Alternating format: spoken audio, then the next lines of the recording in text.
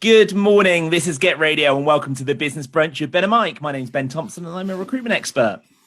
My name's Mike Foster, a business mentor, and together we also run the Oxford Business Community Network. And on today's show, we look forward to welcoming our guest, who's Brad Burton, one of, or in my opinion, the UK's top motivational speaker and a successful entrepreneur.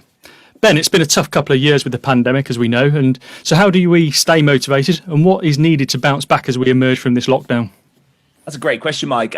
Later in the show, we'll be discussing this further with Brad and exploring his thoughts, experience and expertise in this area. And we'll be hearing his story and how our listeners can implement it in our own businesses. This is the Business Brunch with Ben and Mike. After this, we'll be welcoming Brad. This is Get Radio and this is the Business Brunch with Ben and Mike. Our solo guest today is Brad Burton. Welcome, Brad. Hey. Thanks so much for joining us this morning. We really, really appreciate it. Brad, can you tell the listeners, as if they don't know you, a little bit about your background, who you are, and what you do?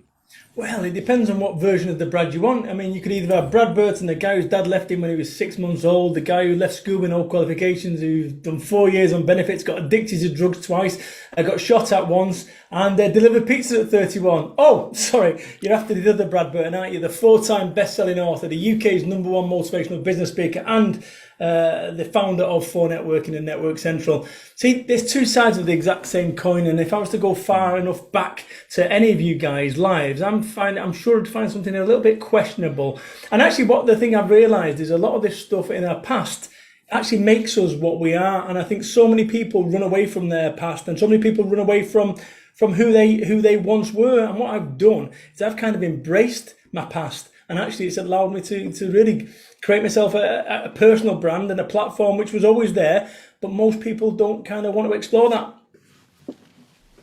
Great. Thanks, Brad. I love following you on social media, and I'm sure others do. And I recently heard you speak at Xerocon. Well, I say recently, post-pandemic. Yeah. And you had some highlights there, and I'm sure you had some great feedback, as I've also read. But what was your sort of main point that you wanted to share off the back of Xerocon, if you like? Yeah, I mean, Xerocon was awesome. You know, I opened the show up on the second day, 3,000 accountants there, all drunk and hungover from the night before. And they made the decision, and quite rightly as well, to bring me on first to open the show on day 2. And really what this is about being ambitious, be driven, but be happy, because so many people, if you used to go and compare, okay, let me ask you this question. Ben, Mike, I'm going to ask you a straight question. I want you to be really honest, okay? First and foremost, is your business perfect, Ben? Yes or no? Definitely not. Mike, no. What about your life? Is your business perfect, Ben? No. Is your life perfect, Mike? Nope. If I was to go into social media, Instagram, do you reckon I could see perfect lives and perfect businesses? Yes. Yeah, definitely. Well, certainly they would be displayed as such. And actually, if you was to take your worldview based on Instagram, you're going to come unstuck and you'll feel upset. And a lot of people do this. They end up comparing their lives to everyone else's lives. And what life's about? Life is about going, oh, I forgot my mask. Life is about going, where's my plastic bags? I need to go back to my car. Life is about poo bags, picking up dog poo. Life is about, but what ends up happening is we've been given or served this world that what life's about is, 11 o'clock in the morning having brunch with Richard Branson before jetting off to have, play some tennis with Elon Musk. And it's just like, that's not the real world. And what people need to do is compare their life to their life, compare their 2021 to their 2020. And that's what I really was about. It was about, being driven, being ambitious, but above all, being happy. And when that drive and when that ambition is causing you to be unhappy, then maybe, just maybe, you've found your level, because we can't all be Elon Musk. We can't all be Richard Branson, but what we can do is we can be a better version of ourselves. And if you look at when I opened up and you said, describe yourself, and I did, that old version of Brad, it's so unrecognisable to the new one. But what we need to do is that we need to accept that we need to move on, but accept also that, our best version of ourselves is our best version of ourselves. Yeah, and you mentioned just before coming on the air about adapting and resilience. Tell us a little bit more about that. So my business, 4 Networking, I started it back in 2006. Nobody gave me a chance. People laughed at me throughout that. And it started off with one group, and then it culminated to over 5,000 business networking meetings, real life ones across the UK, thousands of members, until, of course, Boris Johnson turns around and says, hey, folks, we're going to have to save the NHS and lock down for 2 weeks. At which point your national network is kind of teetering. So that went, and it didn't last for 2 weeks. It lasted for, I don't know, depending on what you want to, 4 months, 5 months, 6 months, and so forth. So my national network of over 5,000 business networking meetings that I spent 15 years building has gone.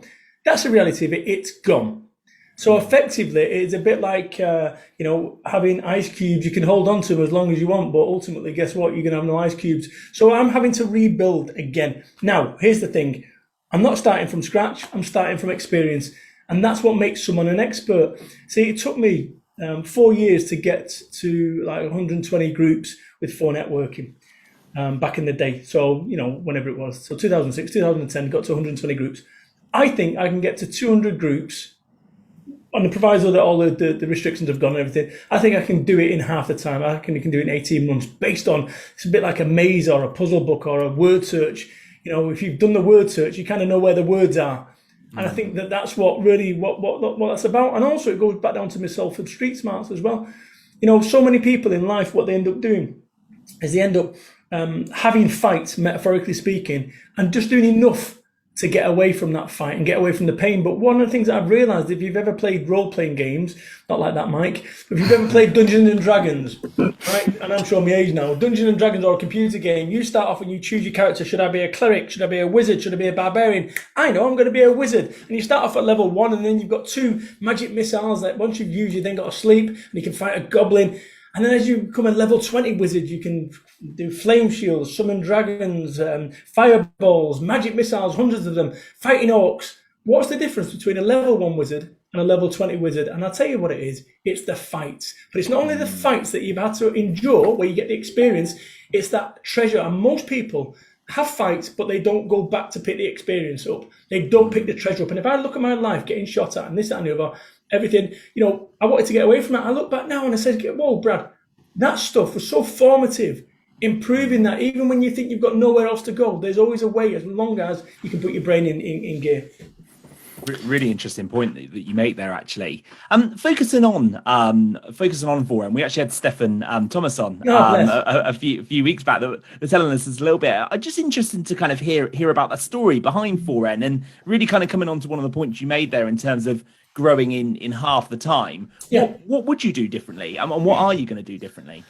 So first and foremost, an expert is someone that has made all the mistakes in a particular niche field.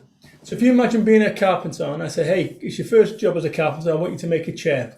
It would take you 2 or 3 days. After you've been doing carpentry for 10 years, guess what? You can do them 3 in an hour. Because that experience allows you to make the decisions which you'd have been pensive about previously. And I don't have any of that. I make decisions fast.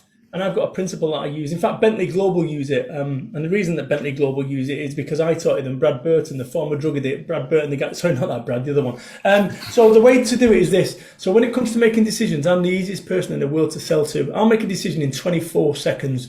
If I can't make a decision in 24 seconds, I'll revisit it in 24 minutes. If after 24 minutes I can't make a decision, I'll revisit it in 24 hours. If after 24 hours I can't make a decision, I just made a decision next.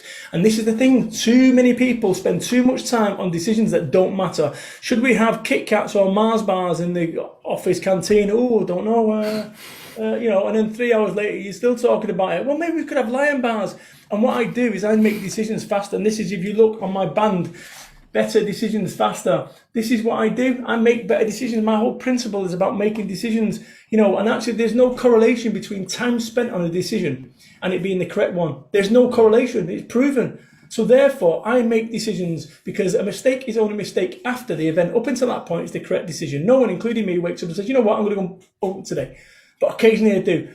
So it's about making decisions because where you end up in your life, where you end up in your business, where you end up in your world is a direct result of your decisions, good ones and bad ones. Want more success? Make better decisions. But the reason we don't make decisions is we're scared that they're the wrong ones. Well, let me tell you something. Nobody knows. Nobody makes a decision and says, I'm going to go make a mistake today. No one. Everyone makes what they consider at the time to be the correct decision. And the only time you realise whether it was right or wrong is after the event. And that, boys and girls, is how I'm going to do this faster. Because I don't have to think about decisions, let alone 24 seconds. Because when it comes to this online networking thing, we was the first networking organisation to go loud and live. Right? The first one. We was live within 72 hours of lockdown. Boom, just took the national network over. And people are like, whoa, gosh, you move so fast. I was thinking about this thing 8 weeks before it was even a thing. So we was putting everything in place. So whilst lots of people were waiting to see what happens, we'd already made a decision. You can't call a book, now what? You can't call a book, now what? Without having that principle, that whole question, now what? It's the only time we ask that question is when it's hitting the fan. And all of a sudden, you go, oh, I've got someone pregnant. Oh, I've lost a contract. Oh, I've just lost my job. Now what? People under stress don't make great decisions. So then is not the time to be making decisions when you're stressed. So what I do is I make decisions when I'm not stressed. In the event that scimitar tanks are coming down the street and they're giving food to people, and you think, oh, come on, Brad, that was never happened with COVID. Possible, it could have happened. So I was already there. So I was panic buying 8 weeks before anyone was even considering panic buying. And that's what I do. I get ahead of the situation because people under stress don't make great decisions. So therefore, don't make decisions when you're stressed.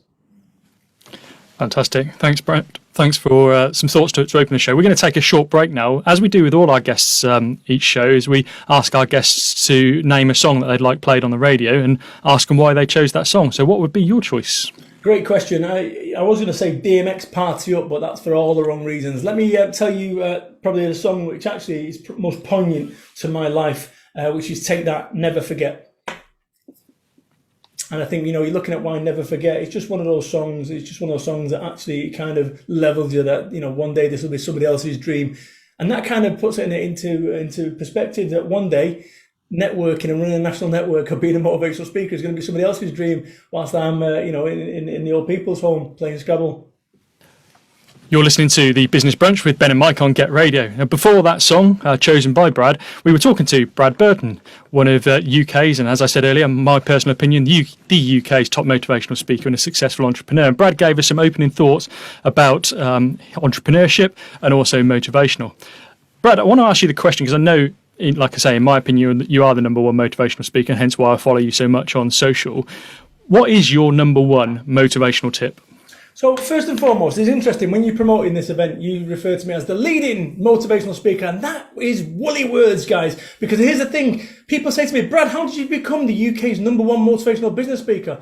I just made a website and said I'm the UK's number one motivational business speaker. And here's the thing, guys. You was doing that because you're thinking, oh, we get the ASA on us. Let me explain something. Here's the thing. The UK's number one motivational business speaker is a term that never existed until I made it. That's the reality of it. So you go and look, you will not find a single record on Google of the UK's number one motivational business speaker. It doesn't exist until I made it. And I did that, and I knew exactly what I was doing with that. I was asking people, I was speaking at events, and people said to me, Brad, gosh, you're so motivational, you're so inspirational. And they kept saying it and over again. I was like, oh my gosh, this is crazy. And I thought to myself, right, I started doing a bit of research. I thought, who's the best motivational speaker in the UK? If I asked 100 people, I'd get 100 different names. There was no definitive person. So I thought, you know what I'm going to go and do? I'm going to become a motivational speaker first and foremost. So I got my feet under the table with that, and then I'm going to become the UK's number one motivational business speaker. And when I did that, I had uproar on social media, people complaining, well, you're not the UK's number one motivational business speaker. Well, who is? Well, it's not you. and actually, the great thing is about this one, it's a bit like us going to a nightclub and seeing a £20 note on the floor. Hey, Ben, there's a £20 note there. Go and pick it up. No, you pick it up. Mike, you pick up your nearer. Then somebody comes along, picks up the £20 note, and then guess what? Me, Ben and Mike are all arguing. See, I told you to pick it up. So, guys, when you did that on social media, I thought to myself, that is telling me a load about you guys, that you're playing it safe, that you're scared of some imaginary police force that is going to come and arrest us for saying the UK's number one. And it didn't dishearten me, but it just shows you that that's what goes on in life. So let me tell you what my business tip is, my motivational tip is. Start talking yourself into things rather than out of, because I tell you what, playing it safe doesn't achieve anything. Let me tell you something. Me being the UK's number one motivational business speaker, term that never existed prior to me making it up. Clients include JCB, Costa, Bentley, the NHS, Screwfix, Snap-on Tools. The list really goes on. There is no one in the UK that gets booked like me. Fact. No one at the highest level. Why? Because I created that. I said that I was going to become the UK's number one motivational business speaker. Well, you're not. Well, who is? And this is what you've got to understand, guys. Right? There's no police force. That I always ask me, if I say I'm the UK's number one motivational business speaker, what's the worst that can happen? What, am I going to get SO19 now and police saying, down! Flashbang grenades everywhere.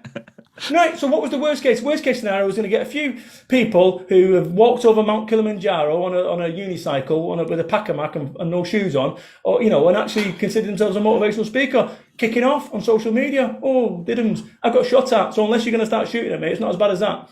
So this is what I'm saying, guys. When I saw that, I thought to myself, I'm not retweeting that. I'm not sharing that. I'm embarrassed. Because somewhere along the way, you was playing it safe. You was playing it cautious. You probably had a little meeting once again. You two were talking about Kit Kats and Mars bars. And then you got on to, oh, we can't do that because what happens if? What happens if the people then complain? What happens if? And so many people are worried about what happens if. Admit it. Did you have a meeting about it? You had the speaker on the wall, I think. Right. And this is the point, guys. But you see, so somewhere along the way, what you've managed to do there is you've played safe. And actually what you've done is I've not shared it. Because somewhere along the way, I'm not putting my name to it. Yet you guys are apprehensive. You're asking me to get behind what something 100% that you're not truth 100% behind. And that's okay. I'm good with that. And we can all be honest with amongst friends. But that's what life's about. So many people want to play it safe. And you play it safe. I started my business off. That lady who walked in before, my wife. I started that business off £25,000 in personal debt. No income. Right? A wife that wanted me to go and get a proper job. The bank manager laughing at me. People when I launched that networking laughing at me, saying they couldn't even understand me back then. Right? I used to talk like, yes, how you doing, Arcade? All right, proper. Right? Now, hopefully you can understand me. But the point I'm trying to make is stop playing it safe, guys. The £20 note in a nightclub, pick it up. Because if you don't pick it up, someone else will. When I said this, UK's #1 motivational business speaker, and go and Google it and see what happens. All you'll see is pages upon pages upon pages. Because I was brave enough to do what everyone told me I couldn't do. And when you're getting booked at the highest level, Costa, JTB, Bentley, Zero, the list goes on, then guess what? I think it's fair to say I became that. I became the very thing, because here's the thing, lads. You will never outperform your self-image. So for me, I thought I was a Salford street kid. And for many, many years, guess what? I was. And all I could ever achieve is what a Salford street kid could ever have done. But when I changed my mindset, and actually what I was thinking about, to the UK's #1 motivational business speaker, I had to act and I had to behave differently to if I was just a Salford street kid. So you'll never outperform your self-image. And that fact that you wasted your life spending your time on trying to work out what was the appropriate way to do it, and then you've got Mikey here trying to bail us out here by saying he bails it. Just got to be honest with yourself and say, and that's, listen, we're having a straight conversation. I'm good. I know we're on radio and I'm good with it.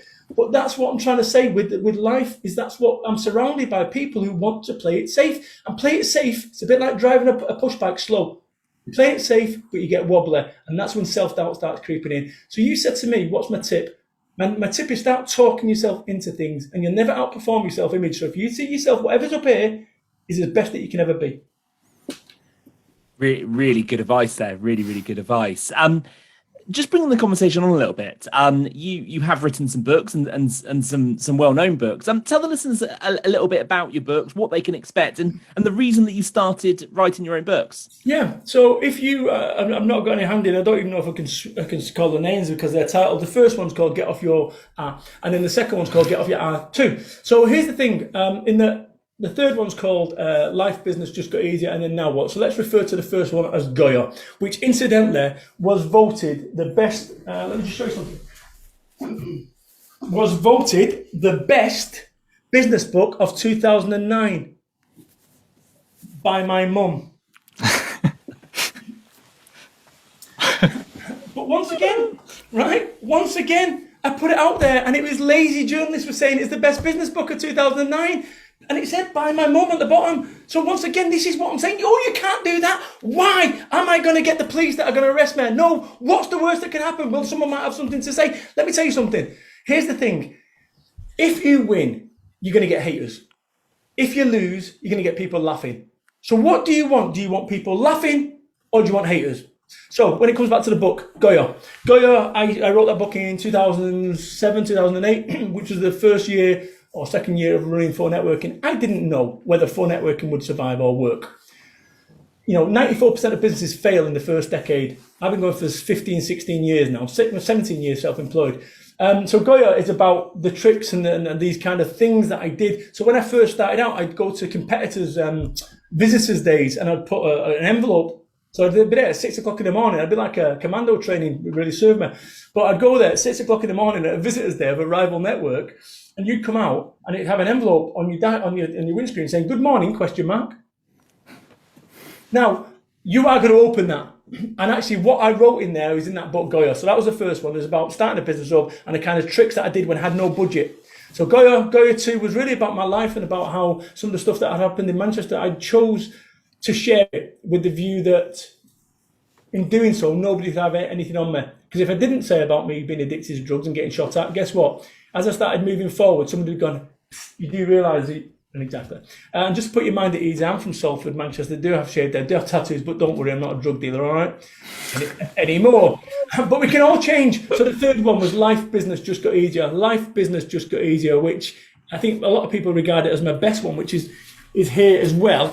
And actually, this was published by Wiley Capstone, which was the biggest business publisher in the UK, in the world, and that got to number 3 or number 2 in the WH Smith charts. Amazing. Once again, no qualifications.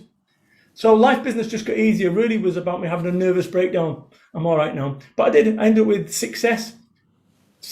I was ill. I'd had every trapping that you could possibly wish for from a financial perspective, yet I wasn't happy. And it's like, whoa. So just to be clear, you've got a multi-million-pound business, big fat house, car, money, and on a scale of 1 to 10, 10 being happy, 1 being broken, I was at 1.5. Whoa. Now that is strange. When everything that you've been told what success is, you reach it and it's nothing like what you anticipated. Anyway, so life business just get easy. And these are all like life lessons. If you like what I'm talking about, you're going to love the books. And then Now What, which I wrote in 2016, which is basically I was 42, 43. I'd retired. I've got everything that I wanted. And then I went, now what? After 3 months of playing my PlayStation and going to the gym, it really was a now what? We need purpose. And my purpose and my focus is to make a positive difference. You know what? And I think that throughout this COVID and lockdown stuff, I think I've managed to do that. In some respects, I've been almost like a lighthouse, showing people that it is possible to maintain your mental integrity throughout all this. Whether your business is affected, and my business has been massively affected. We're 80% down. But when you've lived on Tesco's beans and waffles and council estates in Manchester, guess what? Living in a big 5-bedroom house and still with that mentality, it allows you to go back there because that's that experience that makes you a level 20 wizard, not a level 1 one. Again, fantastic thoughts, and thanks for sharing those with our listeners, Brad. So thank you so far. We're going to take a short break, and after this, we'll be talking to Brad a bit further. This is the Business Brunch with Ben and Mike on Get Radio. And before that song, we were continuing our conversation with Brad Burton, and he was sharing some information about his books and some thoughts. Brad, I'm going to come over to something that I've been reading about We Are the Cavalry, which is an initiative I know that you've launching. Tell us a little bit more about that. So I'm going to ask you another straight question here, Ben. Ben, how long did you think this lockdown stuff was going to happen, lockdown and restrictions, when it first started, so 19 months back? How long did you believe this was going to be a thing? I thought it'd be 3 months. I thought it'd be longer than everyone said, and I was wrong. Right, Mike? Yeah, maximum 6. Okay, so that is what I've been asking. Over the last 4 weeks, I've been going to speaking to business owners. I must have spoke to over 1,000 business owners in the last 4 weeks. And I asked the same question. And on average, the answer is 4 months. Some people are saying 12 months. On occasion, you get 2 years. But most are saying 3 months, 2 months, 2 weeks, whatever. On average, of the 1,000 people, 4 months was the answer. As of this podcast now, or this radio show, should I say, right now we're in 19 months in, coming up to 20 months. So therefore, you imagine being a boxer, and we're back there and saying, listen, I'm an amateur, we're preparing for a 4-round fight, this is what you're going to do, you've got your thing there, you're good. And then come round 19, you go ding ding, seconds out, you're sat and you're still going, why is my strategy not working? And you don't realise it's because we're now 19, 20 months in. And that's the thing, nobody prepared for this. Now, if I would have known, and you know, I would have prepared my business completely differently. The pricing we did, we prepared for a 3-month battle. And we're still the same pricing 19 months on because we didn't expect this to be the thing. So lots of people are waiting for the cavalry to arrive. And in the last week alone, 5 people that I know have either got back to getting proper jobs or collapsed their business. 5 people. People have been hanging on, waiting for almost Boris Johnson to come up there, thumbs aloft and go, hey guys, amazing, the world has opened up, pandemic's gone, your business can get back to normal, yay, 5 o'clock, Chris Whittier, you've said, yeah, going to be waiting a very long time. Let me tell you something, people, this may well be another 19 months. 19 months. And can you hang on for another 19 months as you are? It's time for change. And I realised something, that actually the cavalry that we've all been waiting for is not arriving. But unless, of course, we, me, you, us, are the cavalry. We are the cavalry. That's what the hashtag is. We are the cavalry. And the best way that we can do this to get through is by actually uplifting each other and not, fighting with each other, but supporting each other. Because what's happened is everyone's been holding on to their pot and their enthusiasm and savings has been eroding at the same rate. So, we got a bounce back loan, 50 grand, wonderful. 3 days later, no bounce back loan, gone. So let me be quite clear. We are 80% down. 80% down. At its height, £2.6 million, my business, or one of them, to nothing. Zumph. Right? That is a big pill. And I could sit there, oh, it's terrible. Or I can do something about it. And that's what I'm doing, is I'm spending less time in the problem. And I'm urging people to spend more time in the solution. This is down to you. Right? Boris Johnson isn't going to sort you out. Rishi Sunak isn't going to give you any more money that you've got to pay back to stay standstill. It's done. It's a myth. Oh, but we've been excluded. There's 3 million of us. Yeah, I know that. And you can keep talking about it. And guess what? You're still going to be excluded. Or you can do something about it. And that's not me making light of it. But sitting here whinging about spilt milk isn't going to fix anything. It's not suddenly going to uncurdle itself and put itself back in the bottle. So we have to start now. We, us, me, you, us. We have to start now and recognising that the government are not going to sort and fix our businesses. It's down to us. And that's where We Are the Cavalry comes in. It's a movement that I'm intended to, I'm getting it moving already. I'm already getting it moving. I've got some big names, big players. And actually what it's about is about using hashtags. We're doing the We Are the Cavalry Twitter night on a Wednesday, 8 p.m. for an hour. So it's just bringing people together to start spending money. Stop holding on. Because if you're holding on, waiting to see what happens, all that's going to happen is you're going to wither on the vine. And your savings and enthusiasm and resilience is going to fall away at the same rate. It is now time to put your gum shield in and come out swinging, win or lose. Because if we don't come out swinging, win or lose, you're going to lose anyway. Really, really good point you make there. Really, really good point. Focusing a little bit on what the UK's number one motivational business speaker would do that, Ben. Absolutely. Just moving, going back to that point a little bit. You mentioned that sadly you've seen 5 people that have either closed their business or gone back to get a job, and that you see this being another 19 months. If somebody's listening now, so they're listening to this show and they've got challenges in their business, what would be the advice you would give to somebody who's really struggling in their business right now? So everyone's been affected mentally, emotionally, spiritually, financially, whatever, physically. Everyone's been affected, right? This is not just a company issue. This is a country issue. And once you realise that this is not just you, it's okay. Because what's happened, and this is me, what I'm doing with the We Are the Cavalry, opening up this conversation. I want people to understand that it's okay to say, guess what? We're 80% down. Because the old version is everyone, hedge funds, vertical markets, and what we managed to do is stop. That's not the real world. The real world is, I've got no money. My mortgage is going down in a week's time. How do I make the money? That's where people have got to get from that stage. And before they get to entrepreneurial, I've got all these amazing ideas, you've got to get out of survival mode. And that's what you've got to do. Get yourself out of survival mode. Survival mode mentally, emotionally, physically, spiritually, the lot. And ask yourself this question: what can I do today with what I've got? Get a blank piece of paper. On that blank piece of paper, on the top, I want you to write this. What does this make possible? Question mark. That's what I want you to do. Blank piece of paper. What does this make possible? Question mark. And then just fill it in. And just sit there like a Victorian medium writing. Just fill the piece of paper in. Right? And then what I want you to do is I want you to get a pen and I want you to go and circle 3 to 5 things that are on there. Boom. So you go, okay, it makes possible I can do an email campaign. Right. Then separate that to another piece of paper and then start on the process. Listen, no one is going to save you. That's the reality of it. No one's going to come and pay your mortgage. There's no more crisis loans or bounce back loans. Right? That's done. So you have to make it happen. We Are the Cavalry. Use the hashtag and actually do check out my network, my national network, because that's what we're doing. We're bringing people together on this whole basis. We had something the other day called Buy My Stuff. 40 people on it, session, buy my stuff, and people that I've been speaking to selling real stuff. So I'd love to say, what you need to do is you go like this with your fingers and then do that with your elbow, and all of a sudden sales come through the door. They don't. What you've got to do, you've got to get day one enthusiasm. Not none of this, I'm tired and frustrated. Yeah, I get it. So you can be tired and frustrated and fail, or you can be tired and frustrated and win. Which one do you want to be? So when you put it like that, Brad, you are going to be tired and frustrated. Get used to it. I'm tired, I'm frustrated, but I'm winning. And that's the difference. Fantastic. And earlier in one of your responses, you talked about being the better version of yourself. And I know you've got a quote that you use, which it's time to be your best self. Why wait? Tell us a little bit more about that. So, be the best you, why wait? So it's a simple version. I mean, like I say, what we end up doing, if I say to you, what's holding you back, Ben, what would you say? Experience. Mike, what's holding you back? Imposter syndrome. Right, so a couple of things here that you need to recognise, that both you guys here, is that experience, right, is an expert is someone that has made all the mistakes in a particular niche field.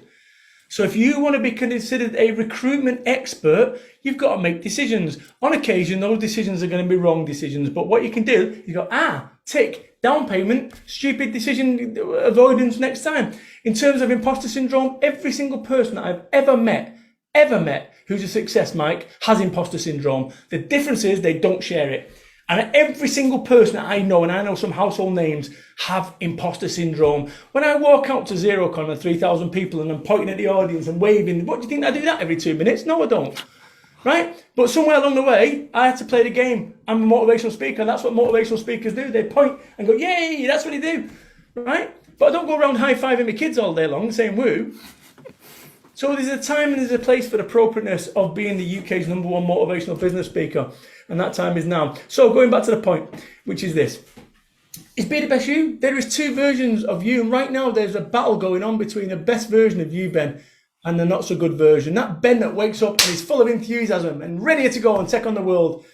And that Ben who's got a face like a slap backside and sits there feeling sorry for himself and has self-doubt and doesn't know if he can really do this. Every single day that fight is going on. And it's like a Brexit that goes on in our brain. It's almost like a committee of people with pieces of paper voting as to which version should come out. I have won that fight. I have won that fight between the negative, the destructive version of myself, and the constructive, positive version wins out 94, 95% of the time. And this is what you've got to understand. You know, go back to it when you're stressed out. People under stress don't make great decisions. Oh, I've got no money coming in. What am I going to do? Oh, I'll sit here and wait another day feeling sorry for myself. Or you turn around and say, listen, waiting, hiding isn't a strategy that is going to win. So when it comes to being the best version of yourself, these are provocative questions that I ask, which seemingly innocuous. And actually, some people will just bounce off their heads. Oh, there's a nice slide, yeah. Some other people will get into it and go, oh, what does I mean by that? And that's what I'm doing. That's what a motivational speaker does. I've realized something. You know, when I went to the recruitment, the careers officer when I was a kid, 16, he went, oh, Brad, you'd be an amazing motivational speaker. No, he didn't. He said you'd be good working at retail on computers. So somewhere along the way, the UK's #1 motivational business speaker created it. I created it. I was the best version of myself because the not so good version of myself would have not created it. So it's about talking yourself into things, and it's about talking yourself into that and actually asking yourself a question. Is this decision that I'm erring towards, is that going to move me towards or away from my goals? And if the answer is away, why are you doing it? Really, really good points as always. Brad, I want to move away from you a little bit. Really, I know a lot of people throughout 4N, but particularly really kind of look up to you and look at your success. Who do you look up to? Who really wows you throughout your career? Who have you met that really wows you, and who do you look up to? So I don't get inspired by Elon Musk, Richard Branson, any of these guys. I've got no affinity to them. What I admire is those people who are waiting tables to keep their dream alive. Those people that right now are, secret agent business, stealth, loading up pallets at Asda to keep their social media business alive. They're the people that I admire. Those people that actually are doing what it takes. Not, oh, look at this hyper wealth, oh, Elon Musk, Richard Bezos, whatever his name is. I'm just not interested. And that's the kind of default position that people, I don't find inspiration from those people. I find inspiration in beauty. I find inspiration in people that are doing the impossible. Elon Musk, whatever, Jeff Bezos flying to, yeah, right, Jeff. Right? Like I say, I would genuinely take someone who's working in Clark's at weekends, who's running their own business as my inspiration. Yeah, love it. Love that analogy. I think sometimes we look too much in terms of some of the names that you mentioned earlier. One of the things that comes through quite a lot in terms of the things you're sharing with us is about strength. And you also have a quote that talks about the longer you run, the weaker you become. So tell us a little bit more about that one. True story. Once again, when it comes to making decisions, I'm the easiest person. As I said, 24 seconds, 24 minutes, 24. So, but when we make decisions, should I go and start a business off? I don't know. What happens if? And actually, your ability to make a decision is eroding. So by talking yourself into things, I'm going to hand me notice in on Monday. Yes, I'm going to do it. Yes. Monday comes. I'm not going to do it. What I'll do is I'll wait for the next round of redundancies. And then 3 years later, you're still waiting for the next round of redundancies. When it comes, the longer you run, the weaker you become. Whatever decision you have to make right now, whatever decision that you have to make right now, get yourself locked in on the 24 seconds thing.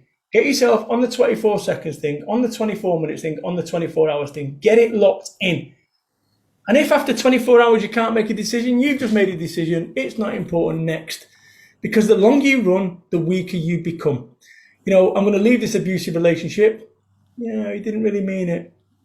And actually, pebbles in shoes don't magic the way out. That thing that is causing you consternation, that thing, no, not that thing, Ben, the thing behind the thing, you know what I'm on about, that thing, right? That thing that is causing you consternation right now. Because what happens if I was to ask you what that thing is, you'd tell me a stock answer. It's not really what's going on. There's two things behind that thing that you say. I could do with losing a bit of timber. I could do with losing a bit of, and actually you don't mean that. It's just default position, what we say. We say these things and actually it's not. And once you're really real about what you're actually doing and what you're actually running from, it's a whole lot easier to address it. Some of the things that I've had to do in my life that actually, are scary decisions. It's like being on a bungee. You've signed the waivers, the clipboard, you've got all the boiler suit up, you're up on top of a crane, 3, 2, 1 bungee, I don't want to go. Well, it's not like you suddenly magically appeared up there, right? And this goes for the same with businesses. I'm going to leave that job, I'm going to start a business. Are you really though? Don't waste my life sharing that you got what you're gonna do. So much of that. I'm gonna. I shoulda. I woulda. Do it. And this is what I'm saying. My wife, who you saw a second ago, she wasn't happy with my decision to start a business off. Terrified. Absolutely terrified. But I had to make that decision for her. And this is what you've got to do for your life. Sometimes decisions don't make any sense until you're in your rearview mirror. And let me just kind of sum this up. If you think about why I'm speaking to you right now, the series of decisions that have brought me, you, us together. So I got shot at in 1995 and I moved away from Salford, Manchester. Right, my home of 21 years, I moved away. Worst day of my life. And it made no sense for 20 years. I look back now and I think, wow, best thing that ever happened to me. So everything happens for a reason, and that trepidation, that fear that you're feeling, that self-doubt that you're feeling is all part of it. It doesn't go away. And people go, can you teach me to be a speaker? Yeah, I can. But can you get rid of nerves? No, but I can get you to recognise that nerves are a thing and you need to feel them. And this is what we need to do, and recognise that actually whatever decision that you need to make in your life isn't going to get easier the longer that you wait. You're at your strongest right now. Gum shield in. Ding, ding, seconds out. Let's go. Well, what a way to end the show. But yeah, unfortunately, that is the end of the show. Time has certainly flown by. But thank you, Brad, for joining us this morning on the Business Brunch with Ben and Mike on Get Radio. Thank you so much. And I personally challenge the listeners to implement one thing you've said this morning.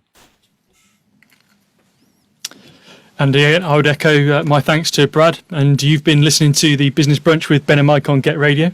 We're back next Sunday at 11 o'clock with 3 more guests. And next week, we'll be discussing topical issues impacting on local businesses and business owners.